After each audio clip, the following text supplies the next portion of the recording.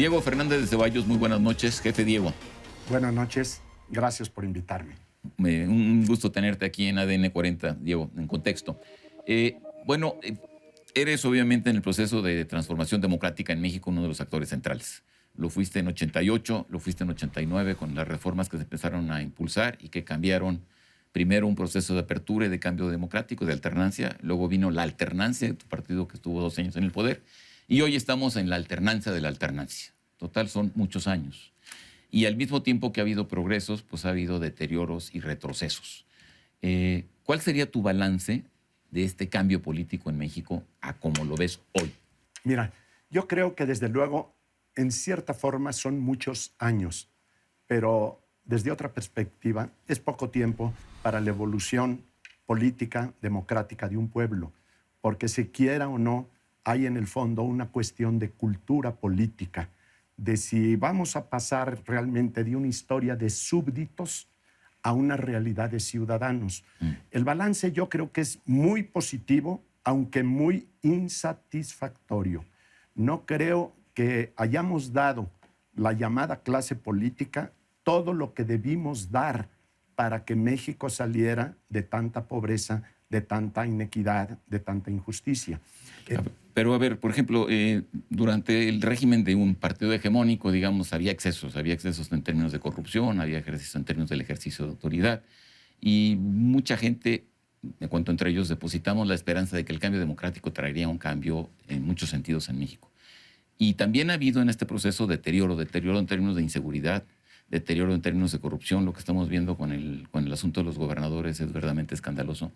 De tal manera que son contrastes muy fuertes. Tenemos elecciones libres, efectivamente, autoridades que respetan el voto, pero al mismo tiempo hay contrastes verdaderamente que tienen al país en una situación bastante difícil, o es una visión muy sesgada la que tengo. Sí, mira, yo creo que muchísimo se puede decir al respecto. Tratando de concretar, te diré, 1, por supuesto que tenemos nuevas leyes, nuevas instituciones, mayor participación de la ciudadanía y una gran influencia de los medios de comunicación, que todo eso ayuda precisamente al avance que hemos logrado. Pero en pocas palabras te diré, penosamente, que si bien es cierto que cuando estaba concentrado el poder, estaba concentrada la corrupción, a la hora que se amplían los espacios de poder y se empieza a manejar por los distintos grupos políticos el dinero público, pues la condición humana también empieza a distribuirse democráticamente. Y ahora nadie le puede decir alegre a la Matildona. Hoy en todas partes estamos viendo, en mayor o en menor grado, corrupción. Pero también yo creo que en el fondo de todo, no basta con que a estas alturas de la vida de México solo se diga ad nauseam, es que el pueblo está indignado, el pueblo está furioso. Está bien que esté indignado y que esté furioso. Lo que debemos de preguntarnos, ¿qué sigue? Porque para mí, en el fondo de la cuestión, Jaime, tenemos un problema en el fondo de la realidad nacional. Los ciudadanos, ricos o pobres, fundamentalmente somos acreedores de México, no deudores.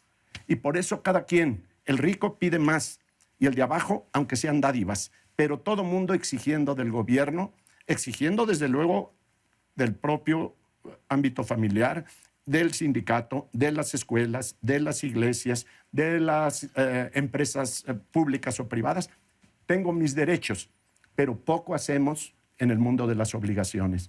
Yo creo que ahí deberíamos de vernos cada mexicano como un deudor de México. ¿Qué vemos en los partidos políticos? La gran mayoría de los que participan en los partidos políticos se anuncian, se ven, se sienten acreedores de su partido. Por lo que soy, por lo que le he dado a mi partido, yo requiero, yo exijo. Y si no, hay rupturas y confrontaciones. Otro problema, las cuestiones que tocan la confrontación. Más que de ideas, son confrontaciones con pasión, con odio, con resentimiento, con descalificaciones. Yo creo que la concordia es muy importante. A mí, por ejemplo, se me critica por qué llevo buena relación con los de todos los partidos, todos, y por qué trato con ellos con cordialidad. Porque si no empezamos a dar el ejemplo los políticos de que independientemente de las diferencias, muchas de ellas irreductibles, y de que cada uno de nosotros tiene su propio pasado y que cada uno de nosotros debe rendir cuentas a México de lo que hemos hecho y dejado de hacer, sí se puede tratar con civilidad la vida social y las cuestiones políticas. Sí, yo creo que tienes toda la razón, que la civilidad es un hecho fundamental e indispensable en cualquier orden democrático, ¿no? Es parte constitutiva de la posibilidad de la alternancia y de la posibilidad del respeto del Estado de Derecho. Ahora, yo creo que una de las grandes fallas de todo este proceso es que la consolidación del Estado de Derecho no ha estado presente. Es decir, bajo el régimen del partido hegemónico no había un imperio de la ley, pero al mismo tiempo había un cierto control y había una cierta estabilidad en todos los órdenes, ¿no? Y conforme este proceso de transición democrática evolucionó, que tú lo has descrito muy bien, en la democratización de la corrupción, también hubo una feudalización, digamos, del poder, me parece a mí, que también está asociado al fenómeno de la corrupción. Y la pregunta que me parece que es capital es, ¿qué es lo que realmente se puede hacer o se tiene que hacer en México para que seamos un país de leyes, para que el Estado de Derecho impere, y una vez que ya no es un orden con cierta estabilidad, pero fundado, digamos, en un sistema autoritario, ahora sean las leyes las que permitan la cohesión y la civilidad, y sea el fin de la impunidad, por ejemplo? Mira, a mí me queda claro que de un presidencialismo fuerte hemos pasado a un presidencialismo débil. ¿Por qué?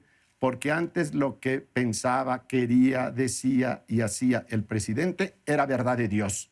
Ahora hemos dejado al presidente bajo la misma lógica de hombre supremo del poder, pero le hemos quitado ese poder a través no solo de órganos constitucionales como son todos esos órganos autónomos, como esa división de poderes donde ahora ya pesa más el poder judicial y el poder legislativo que lo que pesaba antes. Pero al mismo tiempo de haberle quitado poder al Ejecutivo Federal, hemos hecho esa división en estados donde cada uno de los gobernantes de alguna manera tiene márgenes de dominio, de poder y de irresponsabilidad en el manejo de sus decisiones, pero al presidente se le sigue exigiendo lo mismo, sea de un partido o sea de otro. Y finalmente, ¿por qué con tanta evolución muy favorable en muchos aspectos en nuestras leyes, por qué estamos insatisfechos con el resultado? Por una realidad, que hacemos las leyes para no cumplirlas.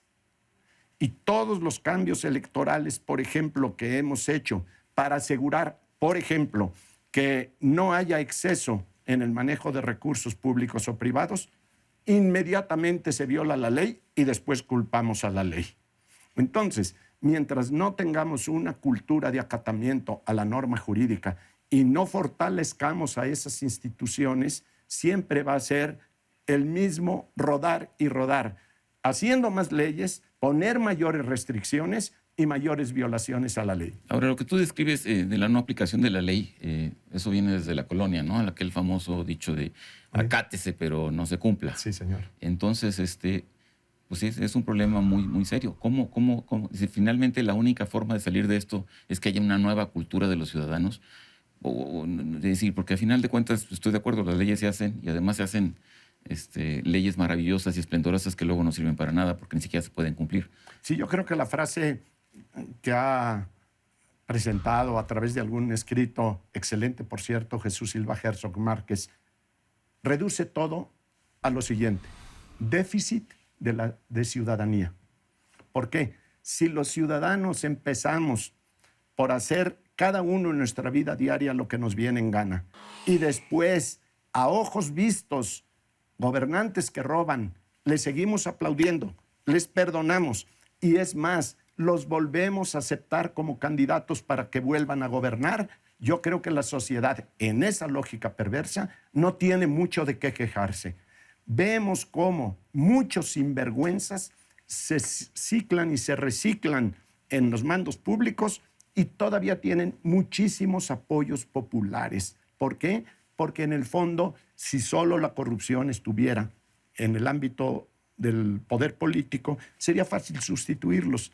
Pero si todo un sistema ha sido no solo corrupto, sino corruptor, el problema es de fondo. y tenemos que generar una cultura, aunque se oiga incómodo, una cultura del honor personal, donde tú y yo y los que nos están viendo entiendan que por encima de nuestra dignidad personal no debe haber negociación, ni frente a nosotros mismos, ni en la conveniencia política. Pues no sí, es fácil. Tu discurso suena muy bien, Diego, Bueno, pero nos deja francamente en una situación muy precaria porque efectivamente la corrupción, pues sí, yo creo que puede estar en todas partes. Y mi pregunta sigue siendo la misma. O sea, la única manera de romper esto, según tu punto de vista, es cambiando la cultura de los ciudadanos. Eso es lo fundamental. pero el punto de partida, sobre todo la entrada de la juventud. Nos vemos en el siglo 31. No, eso sí, por supuesto, porque la criminalidad no se va a detener después de las próximas elecciones. Me queda Es claro. un problema educativo, Pero es un cultural. problema de impunidad, Diego. ¿Cómo combates la impunidad?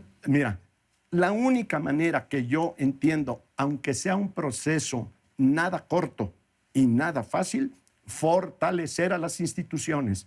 Ahorita tenemos solamente como soporte de las instituciones a dos: a la Suprema Corte de Justicia y al Ejército.